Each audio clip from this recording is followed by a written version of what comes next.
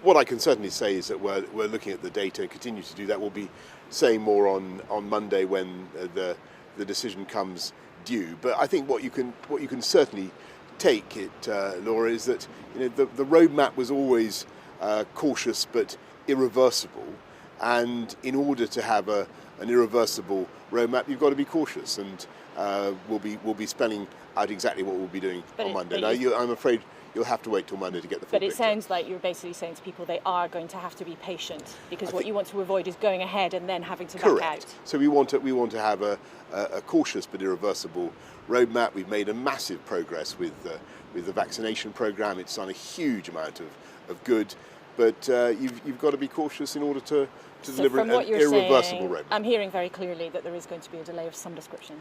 You wait to see what we say on Monday. But that is really what you're saying, though, because if your priority is not having to go back on any of it, then waiting is, you're suggesting, the right thing to do. We'll be setting out the position on Monday, but of course you're right that you've got to be cautious in order to deliver what we want to see, which is an irreversible roadmap. But we're looking at the data today. Again, you've got hospitalisations up, you've got cases up. There are grounds for caution. That doesn't mean that this country hasn't made enormous progress with vaccination. Clearly, what you've got is a race between the vaccines and the virus, and the vaccines are going to win. It's just a question of the pace. Do you regret allowing tens of thousands of people to travel between the UK and India, where the Delta variant developed in the month of April? You must regret that. Don't forget that we put India on the red list. Very late on. On the red list on April the 23rd. At the end of the month.